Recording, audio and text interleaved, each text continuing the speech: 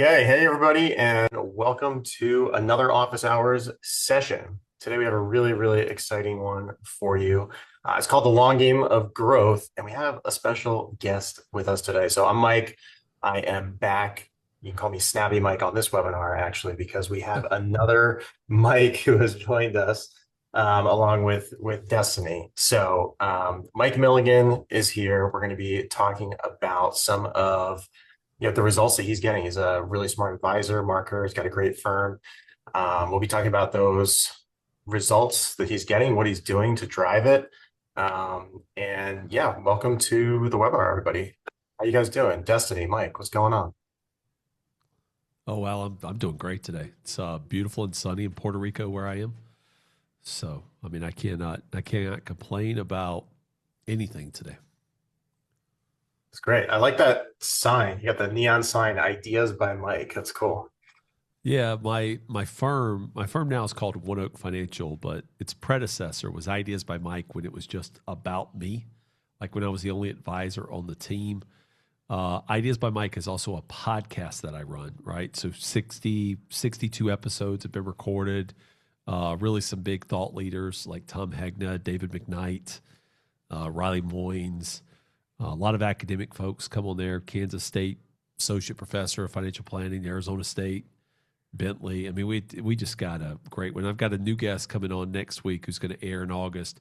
She founded the number one alcohol-free wine in the world. So really cool. That's Really, really That was cool. really cool guest. Stepping outside of finances just a little bit to be able to bring something that's truly one of a kind.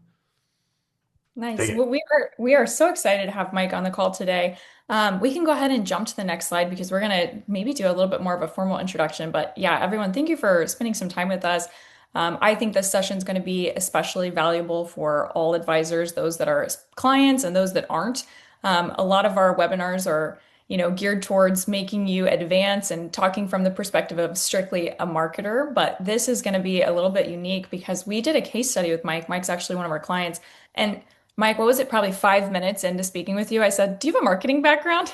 Because he is so knowledgeable. So, what we're going to get from this call is kind of two sides. We're going to hear from the advisor perspective, but also with that marketing mindset and how he utilizes the platform and what you can take from it. Again, especially as clients and those that are considering Snappy to be your marketing tool, what you could potentially be using it for and what that looks like. But yeah, we really wanted to introduce you to Mike. Mike is a best-selling author. He is a podcaster. He's also the CEO of his company. And Mike, I'll let you introduce yourself. And you've already were able to share with us a little bit about your podcast. But please, anything. This is your 1 minute. Tell us about you. Well, yeah, I mean, I've been in the financial industry for 27 years. I, I I worked as a W-2 employee, as an advisor with big companies around the country, Wall Street companies, went independent in 2013. And since that time, have built a rather sizable practice. The current iteration of that company is called One Oak Financial. It's based in Norfolk, Virginia, but I actually live in San Juan, Puerto Rico. We are a tax-first financial planning firm because taxes are the biggest expense you're going to have in your life. And I made the decision, if taxes are that big of a deal, I'm going to move to a spot and operate the company out of a spot that gives us a competitive advantage from a tax standpoint. And, Puerto Rico's Act 60 does something pretty special for us from a tax standpoint. But I have been a Snappy client now for, I think, 4 years, maybe 5 years. And our firm uses their tools very strategically to play a long game when it comes to what we do in our business. So I'm looking forward to diving in and helping you guys get some value out of what we're going to talk about today. Snappy Mike, any comments before we move on to the next slide? I love it. No. I'm excited to I'm excited to hear what we're gonna talk about because yeah, I mean that long game is that's what we talk about all the time, right? There's obviously a lot of value in getting a lead, but those leads become a lot more valuable when you nurture them over time, build the trust and relationships. So yeah, I'm excited to hear about what you're doing, Mike. Awesome. Um, Snappy Mike just said that, we're all kind of interested in like when a lead shows interest. And, you know, many of us may be getting leads from multiple sources, right? Running meta campaigns. We may be getting them from in-person seminars. We may be getting them from webinars online. We may be getting them as client referrals. They may even be beneficiaries. We run a program in our company called the Beneficiary Bridge, where I believe every beneficiary named on an application is a lead. But the lead, when somebody shows interest in something, it's primarily because they have heard or experienced something in life where they're looking for a solution or found interest in something. But very few are ready to take action when they reach out to you. That's a key. And I know that Snappy Mike and Destiny, when Destiny and I told her that, she was like, wow, I can't believe you actually realized that. But it's so true. Like there's a lot of window shopping that goes on in financial services. And our job as financial advisors is to be in front of people when they are actually ready to change. And so one of the things that we have used and utilized Snappy for over the years is the system of consistent outreach. You know, with only 4% of people really ready to make a decision right now, you have to, you know, as opposed to being stagnant in your business, somebody passes your window once and then they never see you again, you kind of move along the process with them along the way. And you hit them with timely emails, you hit them with, you know, retirement checklists, you hit them with Social Security update, tax updates. You know, there's a lot of things that we could hit people with, but having a system in place is where opportunity is created for the people who were not ready yet to commit to moving deeper with you. That's right. And for those of you that aren't looking at the screen, but maybe just listening in, 96% of leads aren't ready right away. It takes about 6 to 8 touch points before a conversation can begin. So during that time, like he said, sending those timely emails, that helps create trust. It keeps you front of mind. It's making a connection, and it's hopefully building a relationship along the way. Yeah. And one of the things that we've done is, you know, we're all, if you're in the financial industry, you're a numbers person. You get numbers. Of all things, you get numbers. There's very few people in our system who are creative types who don't have some gifting for numbers. That's what marketing people are. There's few of us who can combine those two things together. But what we've done is, in Snappy, we have 34,000 contacts in our system. Oh, Mike, that's our next slide. You're giving away our next Oh, slide. See, I could talk, guys. I could I talk a know. lot. I'm so excited to have him on. And I don't know if anyone saw that note, but our moderator dropped in the chat. If you have questions throughout, please put them in. We will definitely have a few minutes at the end so that we can answer those, but it'll be time allotted. But if there are some things that you have questions about while we're on a slide and it pertains to it, we will ask it live on the call. So please feel free to drop in your questions. And Snappy Mike, before it sounds like we're ready for the next slide, but before we move on, do you have any notes on this one?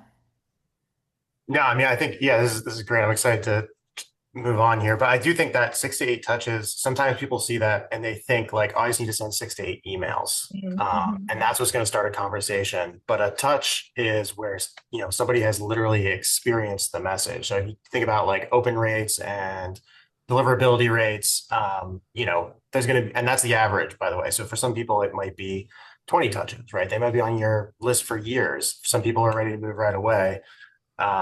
But on average, it's going to take a lot more than 6 to 8 emails, right? So we're talking about potentially sometimes a few months of emailing somebody. And that's where the long game really starts to pay off and turn into that snowball. Stephanie, Mike, we talk about with our sales agents on our team. I cannot take credit for this, but you know how like if you have a dog or if you have a cat, whenever you come in, the first thing they do is they run over to you and they want you to like pet them. And so one of the things about reaching out to a prospect is we use the PET method to stay in contact with them. Phone, email, text. PET, phone, email, text. Because if all you use is one method, email over and over again, they can ignore that. But it's hard to ignore text. It's hard to ignore phone calls. Now, we don't, of the ones that we use the most, we use email the most because that's more of a passive strategy. But we do have a system. If there's a lead in our system that we're emailing out to, we do use the pet system, because if you pet it, then it becomes a potentially good lead. So phone, email, text. I've never heard that. I love it. That's great. Maybe I We're will gonna take credit. Maybe I will take credit for it then.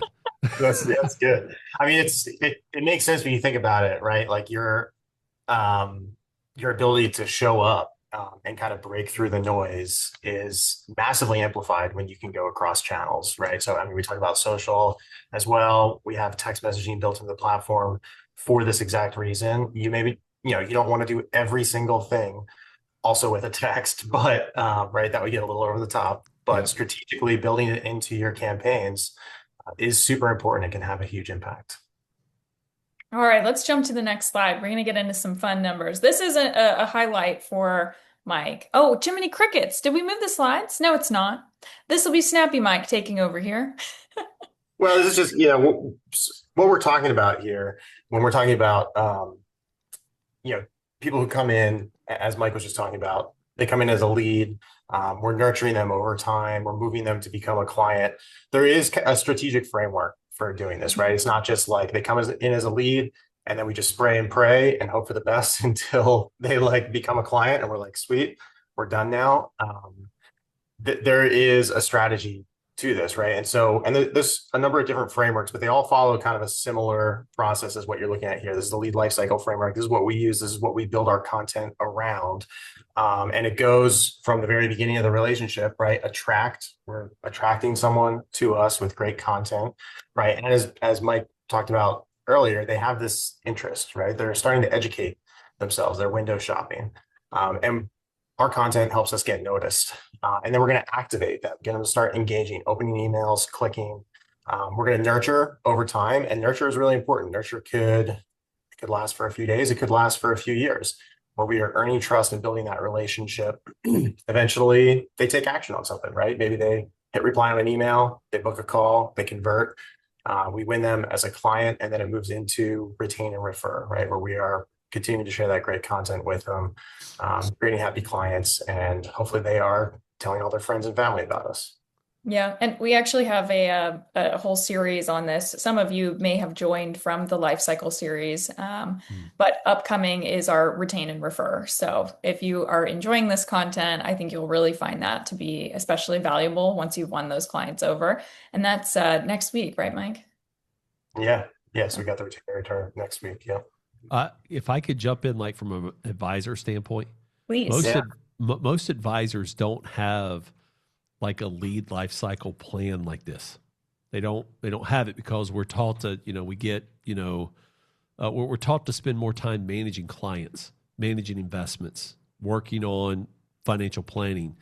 But those who want to grow and build a business that is, top 1%, top 2% of the industry, need to spend a little bit of time doing this. Like, I'll give you an example. Like in our business, we have what we internally call the 21-step process, that I can literally look at what Snappy has done in their system right here.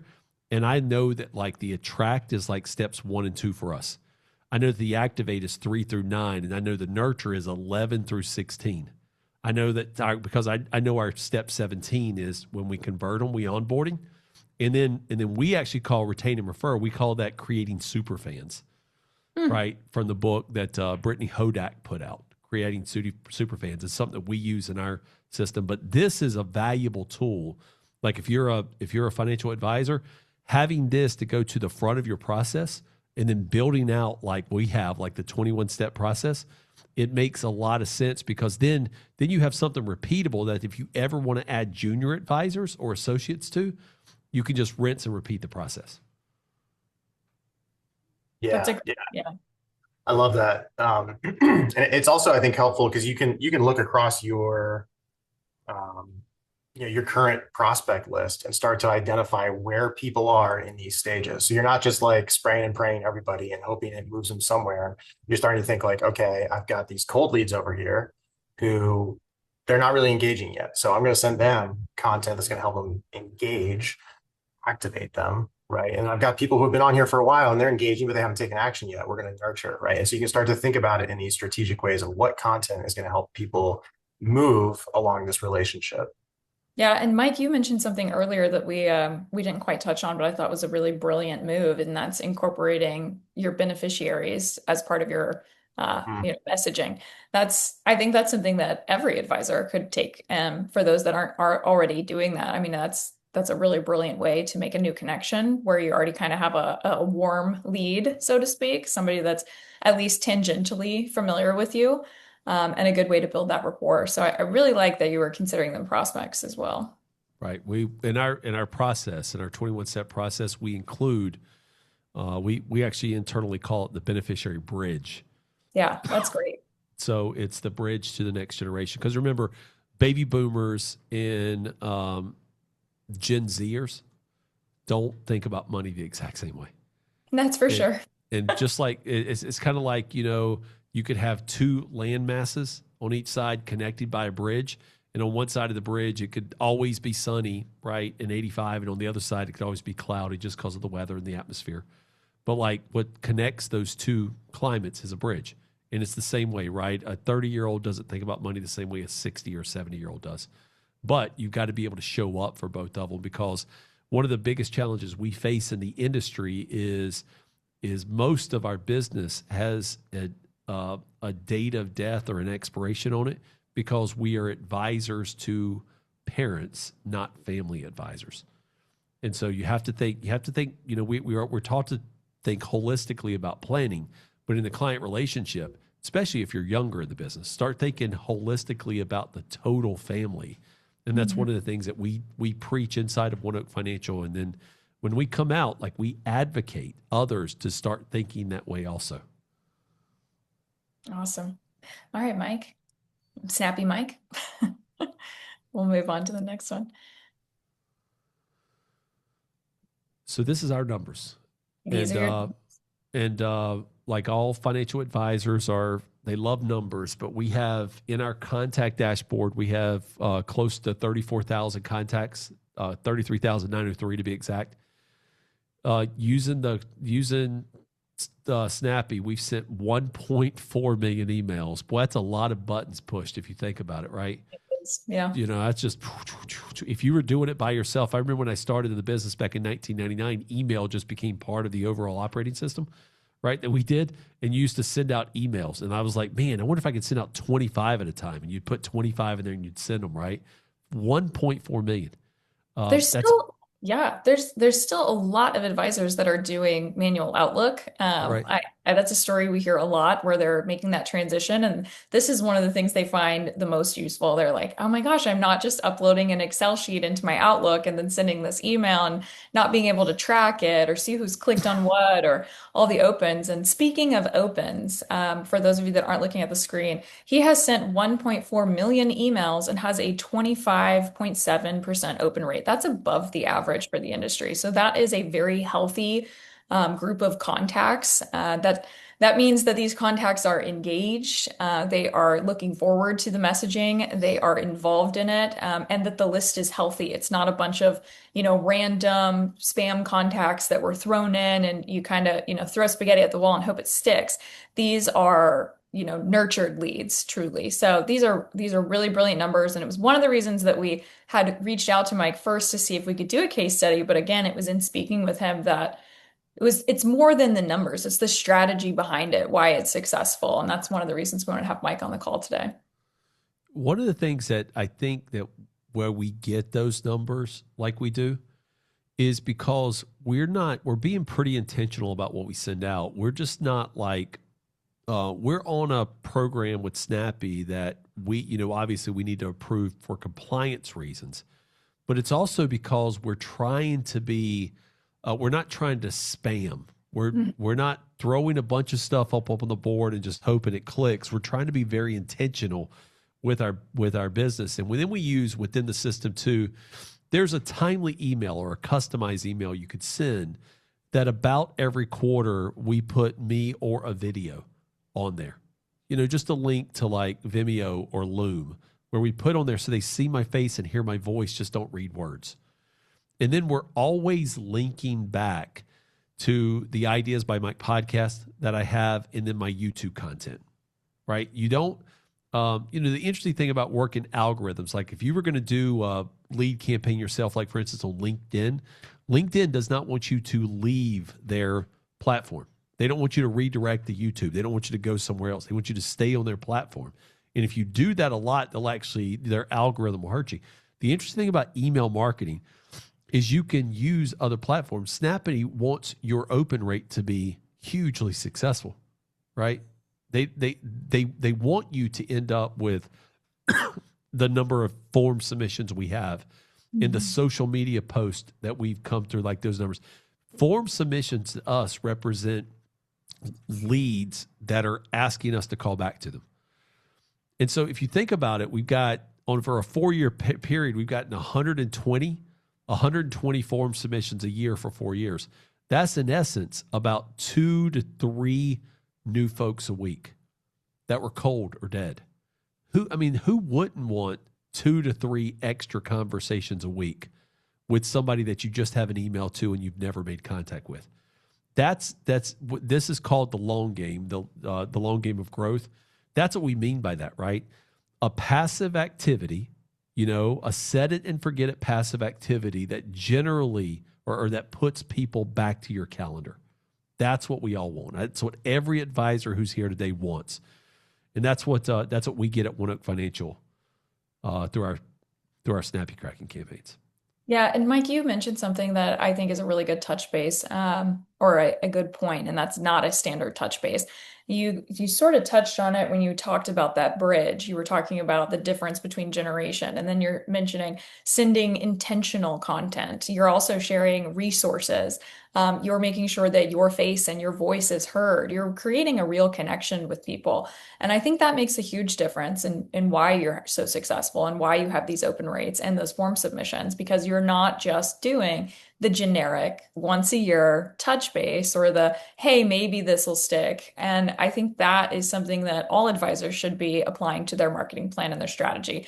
And it sounds like it can be really overwhelming if you're just getting started, but this is the foundation. If you, we will send a recording of this webinar, but if you didn't take a screenshot of that lead life cycle, that's a good base. That's a good starting point. And then remembering that, kind of put yourself in the shoes too of your prospect for, would you just want a generic open, or do you want something that feels more personalized to your interest, or maybe the previous conversation you had? It's so easy once you get started, and it is a little common sense once you get into it too, right? Like you kind of put yourself in those shoes. And that's how you make the connections. That's how you begin the long game. That's how you start those touch points. And Snappy Mike, before we move on, I'll pass the mic to you if you have any additional points on this.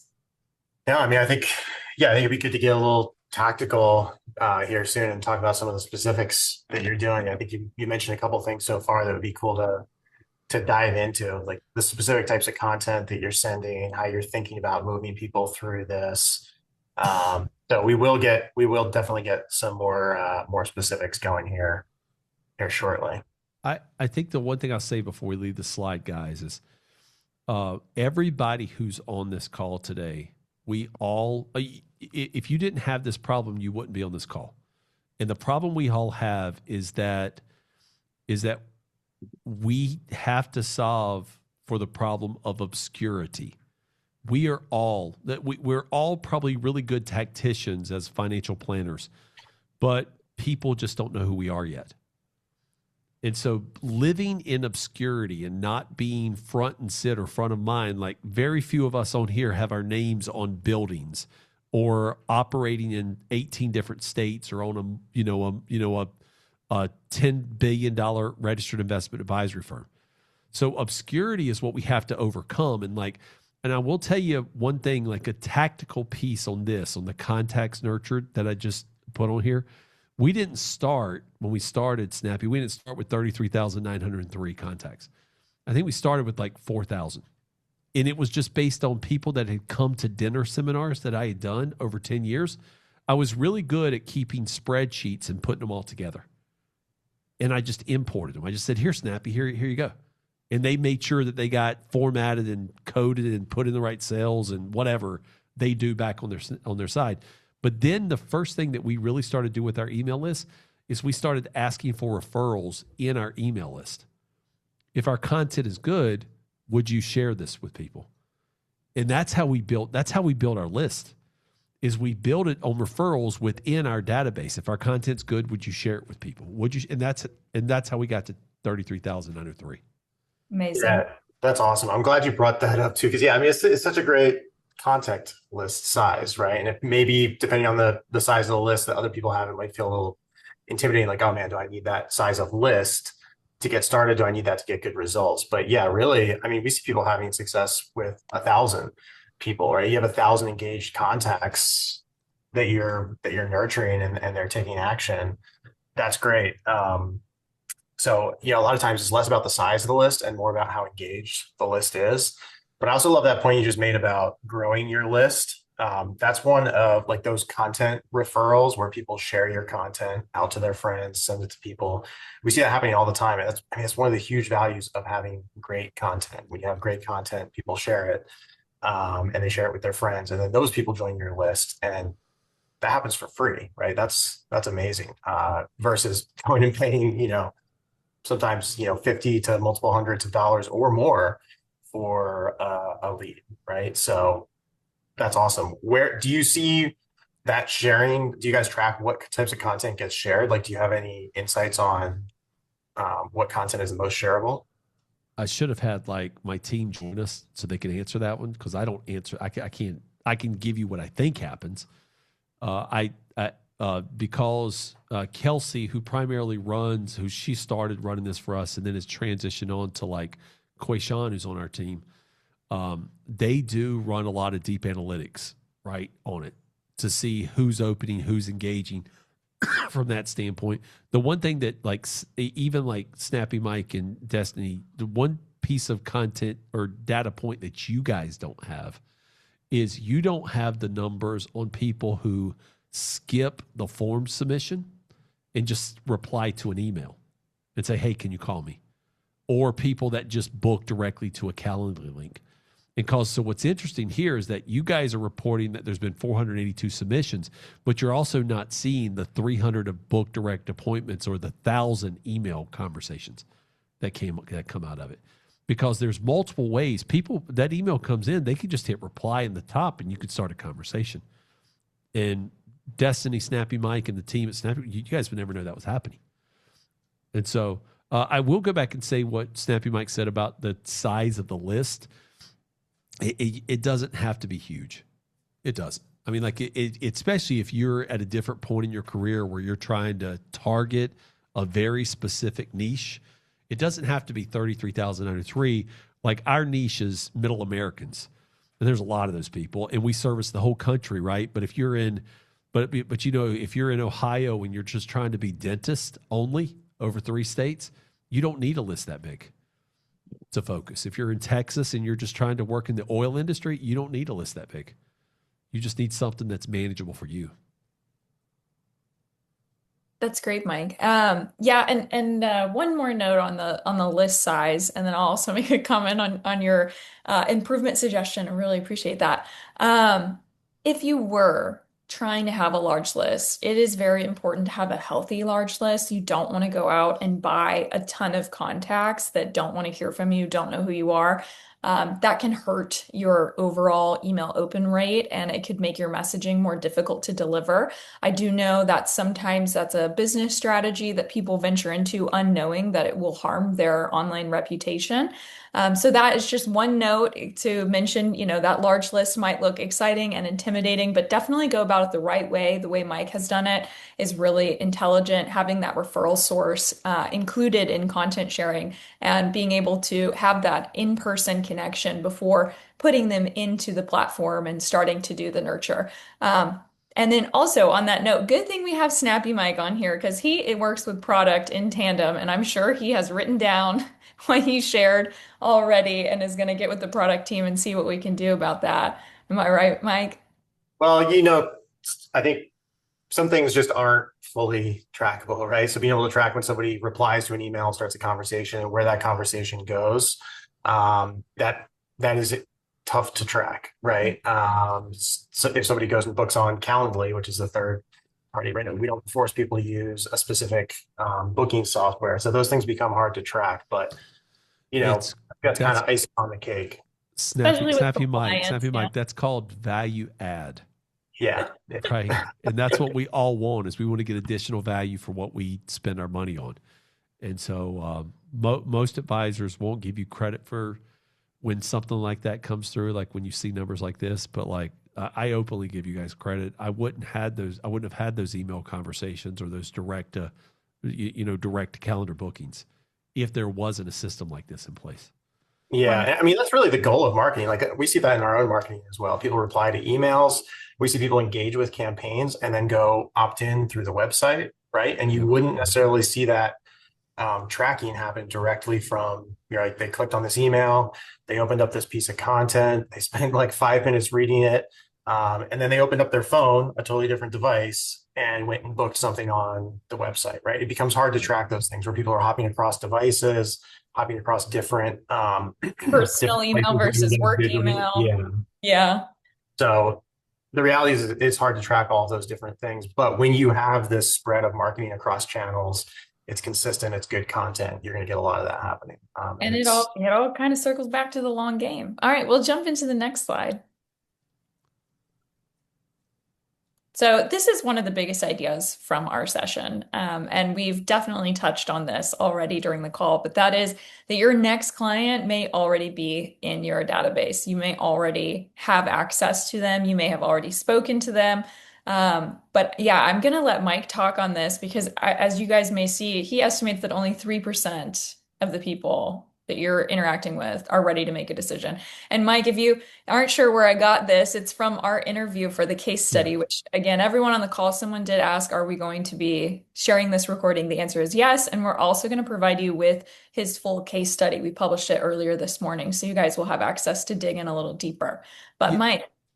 So I guess this needs a little, you may be on here saying, well, only 3% of people are ready to make decisions. Right. And well, Mike, what kind of practice are you running? Because like when I meet with people, I run if you run like a referral only practice, right? Your number may be 75 or 80% of the people you meet with are ready to make a decision because you're meeting them at the perfect time. Well, I don't run, we have a referral business, but what I believe is that just in the general population, remember my market is middle America for One Oak Financial, people that, are hidden millionaires, hidden, 6-figure folks in their 401ks who don't have an advisor, who are lost in the system, and they feel neglected. That's what I'm targeting is those people. Is because there's not a lot of competition in that space. My competition is 1-800-FIDELITY, 1-800-CHARLES-SCHWAB, 1-800, whoever, Principal or Voya. That's my competition. And if I'm competing against an 800 number where it's somebody different every time, I already have a competitive advantage. So in my world, my marketing is often done, or like I'm doing education-based webinars. I'm doing education-based seminars. I'm doing meta ads, LinkedIn reach outs. And in that space, only 3% of people are ready to make a financial decision. They're really in the education mode. My personal mission is to educate, coach, plan. And that order never gets changed. It's not plan, educate, coach, or coach, plan, educate. It's always educate, coach, plan. And so I reach out to the mass markets to speak to them through podcasting, webinars, seminars, to then be able to, when they are ready, they feel like they know me well enough that my sales cycle is really smaller. So like in my world, 3% is there. It's only 3%. So what the long-term nurture allows me to do with Snappy Kraken is those people who are 52 years old with $500,000 in their 401k, and they're not planning to retire until they're 62, and they're not changing jobs. Most people would look at those folks and be like, man, I can't do anything with them because I can't get the money out of the 401k, right? Because of rules, the IRS rules. I can't take the money out until they're 59 and a half or until they retire or separate service. And so what we do is we play the long game with those people. You present to me that you're 52 with $500,000 in a 401k. Guess what? I want to educate you. For the next 7.5 years, I'm going to educate you about what's going on in the markets. And I'm going to educate you in a way that makes you feel like my client already. And then I'm going to document so well in our CRM when you turn 59 years old, because now we're going to start going from education to coaching to planning, right? So I'll educate and coach those first, then we're going to switch over to planning. Because at 59, there's a major decision that happens at 59 where you can roll your money out of your 401k into an IRA. And so in my world, that 3% is real. We will start treating people like clients, even though they have money in their 401ks, because we're nurturing them to one day get ready. That's why our pipeline is huge. Like it's huge because we have assets under influence still out there, not ready to move yet. And nurturing helps really protect that investment you have already made into this prospect. Because if you get them on a Facebook, through Facebook marketing, and you spent $20 to get them on your webinar to get those leads, and they're not qualified, not ready yet because of age or some other technicality that's not theirs, you have to keep nurturing them, because otherwise what you're doing is you're giving them free information, and they're going to say thank you, and then they're going to go off and get free information from somebody else, and then somebody else, and then eventually it's whoever's they're getting the free information from when they're 59 and a half who gets the client. Yeah. That's why nurturing, long-term nurturing, keeping people in your system where you're the voice. They're not hungry looking for other education because you're giving it to them. You're satisfying, you're quenching that thirst. That's what builds a long-term business. Well, Mike, I am going to interject. Sorry, Snappy Mike, before I move on, did you have a note? I had a few questions. Yeah, no, I mean, I think that I love what you just said there. That assets under influence is a great way to think about it, right? All these people that you're just kind of building this trust with, so that when the timing is right, they're going to reach out to you, right? Because you've been there the whole time, just that's right, being there with them. But so two things I kind of wanted to pull out of that. One is the content and one is the data. You mentioned documenting when these people turn, like you must have their age in your CRM. How are you going about getting that data? What does that process look like? Yeah, that's a great one, right? Because all data is important when you're trying to build pipelines. And so when somebody presents themselves to us on we will have just a small intake form, right? For every webinar, every seminar attendee that comes, it's a small intake form. It's not a 17-page document that says, give me all your assets and your kid's date of birth and all that. It's not what it is. It's just a small intake form that you can, you get first, last name, email address, because that's really the most important thing. Email address, phone number optional, right? Date of birth. We don't ask for social security number or anything like that, but we kind of make date of birth a requirement for us. The good thing out there too, though, is if you're a really good sleuth, right? Everybody's date of birth is on the Facebook. web. Yeah. Or Facebook. It's on Facebook, definitely, but it's on the web. Literally, we had a lead call in. I do a radio show also, and we had a lead call in for the radio show. He had a pretty unique name. It was Rex, and the last name I don't want to give out because I don't want anybody else to go find him. But he called in, and I literally just put his name in and put the city he lived in, and I got 6 different things, including his minor league baseball record where he played baseball that had his date of birth right there. I didn't even have to go to Facebook. It had his date of birth right there. And so when we find something, we document it. So anytime you find something out, you have to document it. And, for years, I did that on an Excel spreadsheet, to be honest with you, because data sorts, filters, you could sort it out. Now we don't have to do that anymore because our CRM has been custom built for us. So that is a great segue, Mike. One of the questions that came in was curious, which CRM? It sounds like you have a custom CRM built. Yeah, we use Monday.com. So Monday is a project management tool that in the financial services industry, most people don't use, but we actually have we build it out that's custom for our business. Because Snappy Mike heard me say AUI, but we actually track our assets under influence. We track how much of that money is going to become free in a given year. We have another thing that we track. We track assets under contract. So life insurance or annuities or money that's in CDs that's not assets under management. See, our business typically just tracks assets under management. but we want to know all of our, where we're getting money from, AUM, AUC, AUI. And so we had to custom build, because most people are Redtail or, something like that, right? And those systems, although they're great, they are built out for the mass. It's 2 all beef patties, special sauce, lettuce, cheese, pickles, onions, and sesame seed bun. It's a Big Mac. That's what Redtail is, right? If you want to really build a business, you have to find a solution that fits your business, not necessarily the business of your, please forgive me by saying this, your compliance office or, the firm you work with. Build something for yourself. And sometimes it's just as easy as a spreadsheet, to be honest. Mike, you have not yet on this call told us what One Oak stands for, and I think now would be a good time while you're It talking stands about for it stands for one of a kind. There you go. Yeah, One Oak Financial stands for one of a kind. We're actually out to break free from one size fits all, from the Big Mac financial advisors or those people who work at OK Financial. One Oak is one of a kind. The book I wrote, they mentioned earlier, is called The One of a Kind Financial Plan. You can find it on Amazon. It's if you really want some fun, go out to Amazon, Google Mike Milligan author, One of a Kind Financial Plan, and read the comments. Right, the comments are really good on the book. You don't have to read the book; you can read the comments that people put on there, and you get the gist of the book. But no, I mean, but obviously, I'd rather you buy the book than just read the comments. So. Well, and that answers. Oh, sorry. I do want to pull out and just kind of recap what you talked about there, because I think it's really important. We talk about segmentation all the time and the importance of segmentation, which is something that you are doing.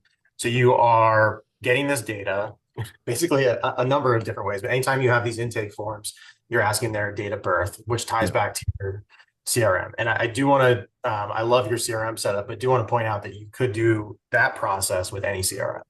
To get that date of birth in there and then be able to segment those contacts, whether you do that in your CRM or within Snappy Kraken.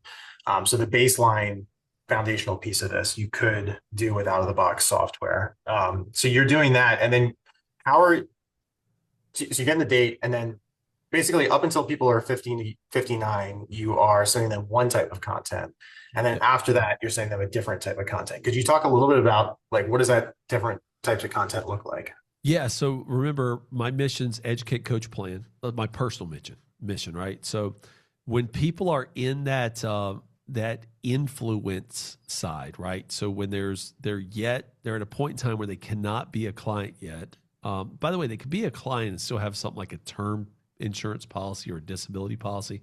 I don't want you guys to think that we're not comprehensive in our nature, but most of the time we talk about success in our business as assets, investments, because that's where most of the revenue is. But they could be a term insurance, disability insurance. We could have done a will and trust, whatever, but we just not assets.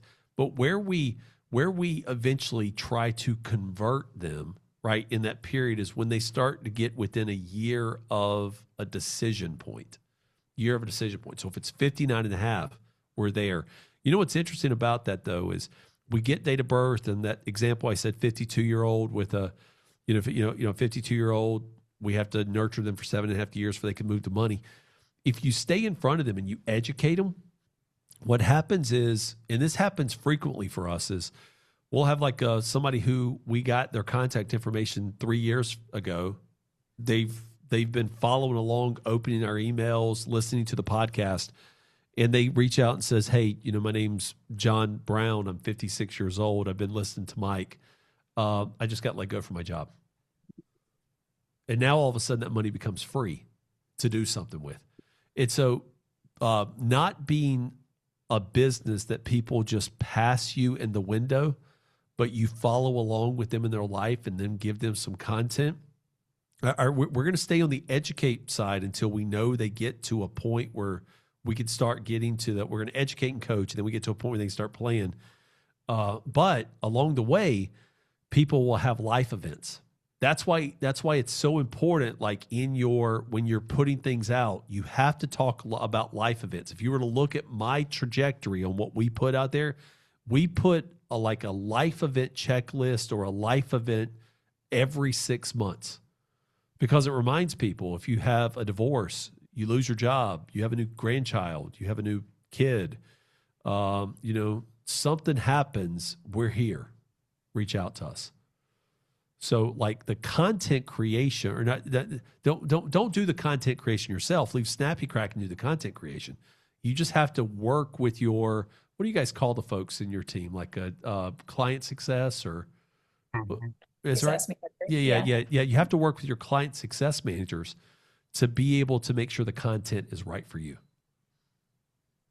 Yeah, I love that. So you're sending these life event pieces of content, checklists, so on every 6 months. We already talked about some timely emails that you are sending out. What other types of content would you send in that, people are in their 50s? You guys have these tripwire pieces you put out. And you guys, I know that's like some internal marketing jargon right there, and you can explain exactly what they are. But there are these pieces where Snappy will have created like a 6 or an 8 week plan for you. But when somebody engages, it trips them to go to somewhere else.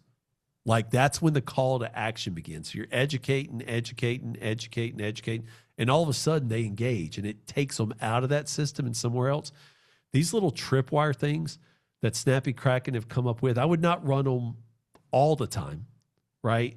But they're great to run in valleys in the year, right? So like a valley, right? I would not run a tripwire during tax season. I would not run a tripwire campaign like around Christmas, right? But like in a valley time, right? As people go into summer, see who's engaged on your list by running a tripwire piece, like a 6 or 8 week in June and July, and just see who doesn't have anybody else to talk to. Because remember, there's a lot of people on your email list who are lonely and they want people to talk to. And a lot of people use financial advisors as a source of communication because they don't have anybody else. Well, run a tripwire. And again, whatever it's called, run the sequencing that they have, and then just see who presents themselves from your email list during that time. Yeah, Snappy Mike. I love that. So I think you're probably talking about, we've got a couple different types of campaigns like that. The one that you're probably talking about is either our lead gen campaigns or our prospect nurturing campaigns. The lead gen campaigns, they're actually great at that activation piece of getting somebody to start engaging because it has a big piece of content. So you email this out, it's going to email for 6 to 8 weeks. There's a PDF that they get when they opt in, and then that triggers a follow-up sequence, right? Which is what I think you're talking about. Exactly. It's really valuable content piece, and then they book an appointment or reach out. The exact same language, tripwires, and then that's the technical thing. Exact same thing. Well, and Mike, this is a good segue. So we've had 2 questions come in. One I will kind of take the lead on, but it's also, I think, a compliment to you. Jacob asked why can he have your formula is basically what he's saying. And he says it's obviously working. So I would assume you're going to say you share a lot on your podcast and in your book. Is that right? Yeah. And like, I am pro Snappy Kraken. I am so pro Snappy Kraken. Like if anybody wants to like reach into Destiny or find me and have a conversation with me, I'll open the book to you. Because, I mean, obviously, there's one thing that I know after doing this for 26 years, I cannot help everybody. It's impossible for me to help and solve the saving crisis that people have in America, not having enough income for retirement. I cannot solve all of that. And so I'm gotten to a point in my life where I want to help other advisors help the people that I'll never reach. And so, and just know though, if you reach out to me, I'm going to what are you using at Snappy Kraken? Because like email marketing is, and Snappy Mike or Destiny could speak to this, is a lot of people will say its heyday is past. But that's somebody who wants to sell you on something else. Because there are less people doing email marketing right now. It is actually, this is the best time to be in email marketing because people will block you, and they'll block you, they'll put you in a junk folder, and that's fine. That's absolutely fine, right? Because you'd rather them to say no or opt out than think you have something in their list. Mm-hmm. But email marketing is one of the still best, especially if you're working with retirees. Now, if you're using an email marketing campaign for somebody in their 20s, that's not a good thing, right? But the money is in the baby boomer generation, and you want that. Mike, the second question I had before we get into this slide, which I think Snappy Mike will talk a little bit more on, is a question from Christopher. What percentage of your campaigns is Snappy Kraken, and what percentage do you customize? Do you have a percentage on that? No, I don't have a percentage, but one of the great things about the Snappy system is in timely emails, you can go in there and generate something. And so I can think of something I can think of one that I did very specifically. Is if you guys remember Insurrection Day in 2025, that we knew that there was going to be mass layoffs when it came in the federal government. We have a lot of federal emails in our system, federal leads. And one of the things that we did is I put a couple of timely emails out pretty quick where I wrote them. I also, when I go back even further, right, in 2022 when the stock market was going down, I would write, and this is by far and away the greatest thing I ever did in Snappy Kraken, is I wrote, and we didn't have all the context we have now, but I wrote some timely emails called, "Have you refinanced your retirement lately?" And I talked about the difference between interest rates going up, like in mortgage refinance. Like nobody would refinance a mortgage when interest rates go up. But refinancing your retirement to get higher interest rates, boy, those things just took off, right? Because it was a concept people understood. They understood refinance, but they understood it in terms of mortgage. They didn't understand it in the terms of retirement. And you can, if you come up with something great in your voice, you basically just write one email and it becomes a timely email, and you put a video next to it and it's you. Because remember, Snappy is putting great campaigns out that, sequencing, like campaigns, great campaigns about there. But there is a little bit of customization that you need to do for your business also. And that's where timely emails come in. Right. And the other thing that you can use Snappy for, that we use timely email for, is we've segmented within the system our clients. And so before we had Monday.com, right? So you look at us and say, wow, you're a pretty big outfit now. Before we had Monday.com in our CRM, we used to use Snappy's, the client segment list right there, to reach out to our clients. And it's a great tool so you don't have to go out and build some other email system to get to all your clients at one time. Yeah, I love that. That have you refinanced your retirement is such a good hook, and that's a good way to come up with an idea, is to take like a catchphrase from another another industry or another topic and then reapply it to something new. So that's some smart marketing right there. I really dig it. You had mentioned earlier too, and you actually just mentioned again that the timely email with videos. What does that type of campaign look like? So a lot of times to your email marketing list, you just got to remind people who you are, right? Have you guys ever been on Facebook or LinkedIn and be like, hey, hey, I'm Mike. Let me just remind you about myself. I live in Puerto Rico and I like Mofongo and Diet Coke, right? You see those emails like on social media from time to time. In your email marketing campaign, every once in a while, you just got to remind people who you are. Hi, I'm Mike Milligan. I'm the CEO of One Oak Financial. I'm here to help solve the problems that middle Americans face. And we do that by building the one-of-a-kind financial plan for your one-of-a-kind life. What that looks like practically is we take the biggest expense you ever have in your life, which are taxes, and try to reduce it.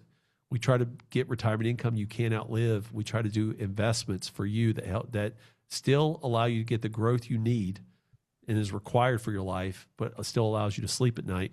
And then we take the things at the end of life, your care, long-term care, and then your legacy, and just say to your family, I love you enough that you don't want to be a burden to them.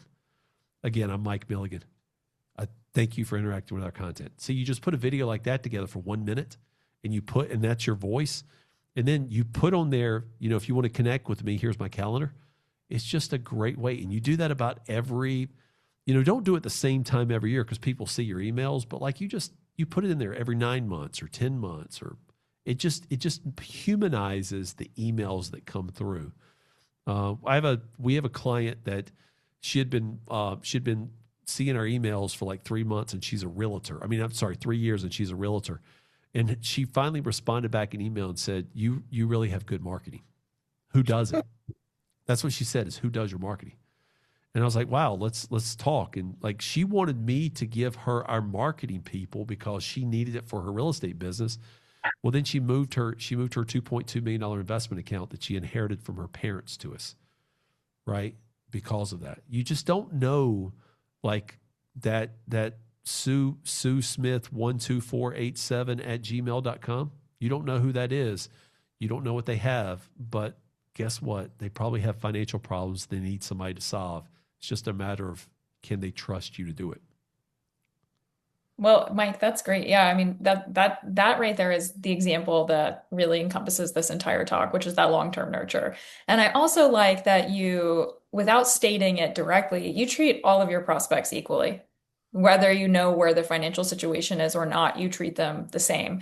And in that case, it sounds like you did have to trade your in-house marketing person for that account, but I'm winking. But it paid off, and that's the story. That's what we want people to be able to apply. That's what we want our advisors to be able to use. And Yeah. Mike, what a great snappy Mike, what a great segue into our life cycle playbook in action. I mean, that is it in action. Yeah, this I think has been so valuable, so many cool takeaways. And I know we're coming up on time here because I've got a whole bunch of other questions Oh I yeah. had ready to fire up. But I think maybe we'll have to do maybe we'll get another session. We can get some of your team on here and get really, really tactical if you guys are up for that. But I think as a quick recap, um, a few things that we can take away from Mike's approach: building a plan for what happens after somebody shows interest, right? So at what you may have a different type of firm than Mike does, right? But what's that turning point when somebody is maybe you're going to move from that assets under influence to starting to have some conversion type conversations. How are you going to stay visible when you're building that trust when somebody's not ready to make a decision yet? How are you going to play that long game? These timely moments, right, to provide calm, useful perspective. Snappy Kraken has timely emails that we put out. So those are things that you can leverage. We've seen other advisors do similar things like Mike was talking about, right? Taking one of our timely emails and even just, kind of reading through it and recording a video so you can have like a really, really personal touch to one of those timely emails, or, sending it as is. It's kind of up to you. Keeping clients engaged, right? Just continue to share this really great content, whether it's clients or prospects, so you can grow your list. I think that's, one of my takeaways from this is you started with that smaller list and you've just been sharing really great content and asking people to share it. And when they share it, that is what helps grow your list. And then treating growth as a journey, right? It's not a one-off campaign. We're not just trying this one-off tactic. This is a journey. We're in it for the long haul. So, thanks so much for coming on, Mike. Anything to add? Any final words of wisdom? No, I mean, I think that I think folks, if I mean, the fact that people hung on here, dozens and dozens of people stayed on through the whole presentation, says that people want to grow in their business. And I can't thank Snappy Kraken enough for the innovation they continue to put out for advisors. We're continuing to refine that in our relationship. And if anybody does want to connect about how we tactically use it, you could reach out to me. It's pretty simple at mikemilligan.com, or go to One Oak Financial and see there. And our team, I would love to bring the team on if you guys are up for it, and have Kelsey and Quayshawn there to talk about like what our strategy is. It's like a part 2 of this. That would be awesome. Mike, I cannot thank you enough. I obviously knew you were knowledgeable after our case study, and I really appreciate you taking the time to share that knowledge with other advisors on this call and with our team. Yeah, and if anybody's ever in Puerto Rico coming down, let's go get some mofongo together. That sounds good. Sounds good. Well, thanks a lot, Mike. Thanks everybody for being here. We really appreciate it. If you do want to learn more about Snappy Kraken, please reach out. yeah, we'll be sending the replay out to everybody. We'll send a link so you can book some time with our team. And Tash just added that to the chat as well. So yeah, feel free to do that. We can show you what this might look like for your firm. But most of all, we really appreciate you being here, and we really appreciate you being here, Mike, to share your experience. Is awesome. Thanks, Mike. All right. Thanks, everybody. We'll see you next time.